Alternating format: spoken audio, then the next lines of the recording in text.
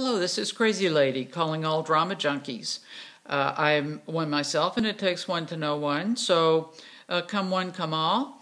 And we ask ourselves today why it is that we have to experience the ultimate highs and the ultimate lows of emotion, of all of our emotions, in order to feel alive. Why is that necessary? Well, I'm not sure I have the answer to everything, but I can tell you that I do know a few answers to a few things. I am old, as you see, and I have discovered a few things, so I'm going to share them with you. I tried being a peaceful person of love and goodwill for a while, and it was really great for a few weeks, and then I got bored. But you know, there is no reason that boredom has to be a reason to stop being a person of peace and goodwill. We can design all kinds of thrills for ourselves that do not include violence towards other people and other beings on our planet. So I wanted to challenge all of you to spend a few minutes every day, even if it's just by yourself on the toilet. Spend a few minutes with your own head. Find out what it is that makes you feel good. Is it thinking about people you love? Is it thinking about the work you're going to do? Is it the fact that our brain never ever stops? That is it the ever-present music or radio or television, or somebody talking in the next stall, or somebody yakking in our earbud? There's noise everywhere. So I suggest that one of the ways that we can start is just by making ourselves be in silence for a few minutes every day.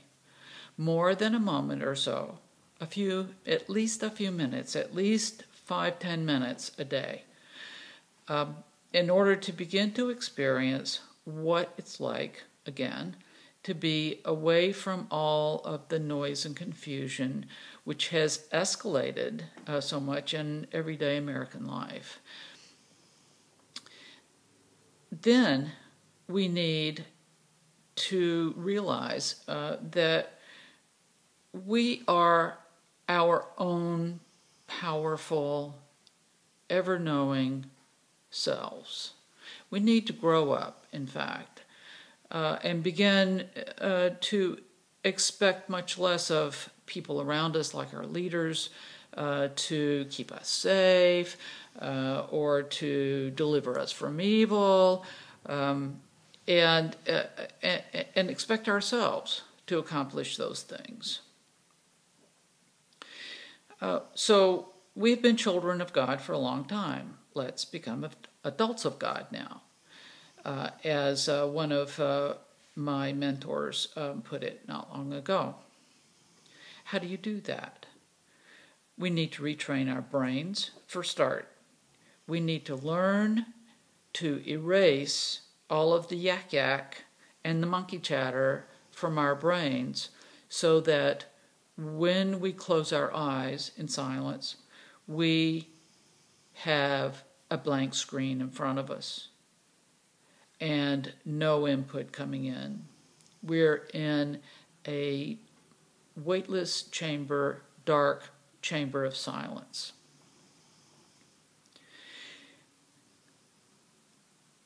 It's then that we can really begin to understand that we are not just the physical person, that we have many facets to ourselves, that our minds have many dimensions, that life has many dimensions to it. And in order to get there, we have to be very severe with the left side of our brain, especially all of us who are analytical and scientific in our bent. and who are intellectuals, need to practice that much more than artists do, because artists already know how to do that. They already know how to experience and then to translate their experiences onto canvas or into music. So I'm talking to all you professors and doctors and engineers and other people like that out there who, like me, have been highly educated or brainwashed. I like to think of it now. And let's start with exercises of telling our left brain to shut up. Just be quiet. Just let it go. And see what happens. Speaking of letting things go, I also think that we should begin to let the past go. The study of history, I guess, has been useful for some people, although I really don't think that we have to learn history so that we won't repeat it again, because we repeat it every generation, it seems to me. So, not being a history buff, really, I can see relatively little use for the past now. We are in the process of creating a new world, new society. We need to decide how we want to be, how we want to live. We need to decide how we want to relate to ourselves, first and foremost, and then to others. These decisions need to be made first on a very personal level, because the world can't change, society can't change until every one of us changes. We need to be the change, as Gandhi said. Be the change. Starting with our hearts instead of our brains, for example, will allow us to rediscover ourselves and what we really want to get out of life, and to learn why we're really here anyway.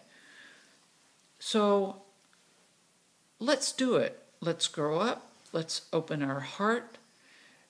Let's open our chakras, our connections to outer vibrations from our internal bodies, and see what happens. We may discover, for example, that what we really want to do is learn a particular dance, for example, instead of taking care of other people every day. Now, there are times when we have to take care of other people every day, especially if we are parents. And let me say that not all of us are cut out to be parents. Not all of us are good parents at all. Some of us are superb parents. And those are the best parents that children could want. But not all of us are, and that doesn't matter. What matters is that we love ourselves, that we enjoy life, that we want to share our joy with other people, and then take it from there. So let's just start with ourselves. We start with our physical body. We need to nourish it properly, because it is, after all, the home of our soul on this particular junket that we're on right now. We are all eternal beings on physical journeys, But we need to nourish our body the best we can. And that means feeding it real foods, real, non-genetically modified foods that you either grow yourself, buy from a farmer's market, buy from the farm itself, or from a neighbor, and make it really organic. And we've already talked about that. We also need to realize that the best thing for us to drink is clean filtered tap water or clean filtered well water. That's it. We don't need sodas. We don't need all those other stuff. We just need clean filtered water.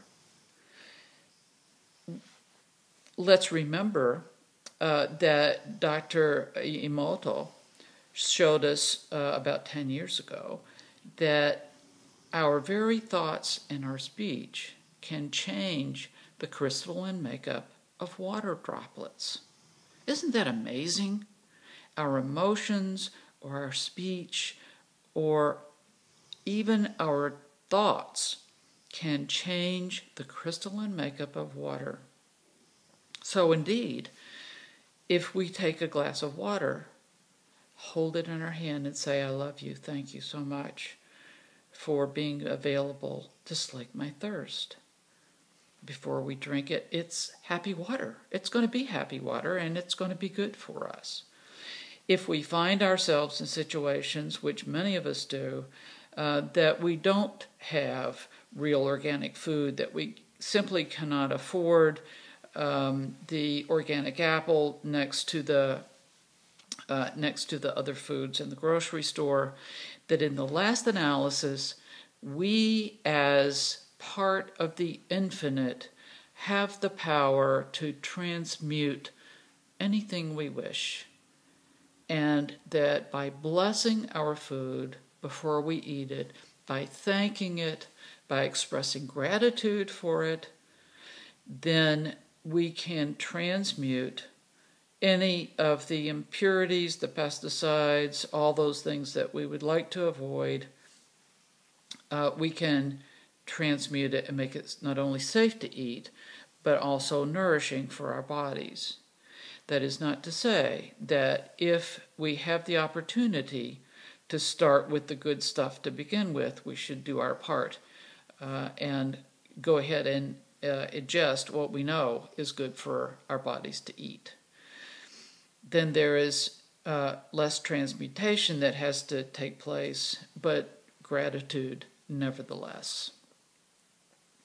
So this is Crazy Lady inviting all of you drama junkies to stop, tell your left brain to shut up, and find a few minutes in every day that we can sit and just be with our mind a complete blank, and our experience and enjoy our experience of our own self first.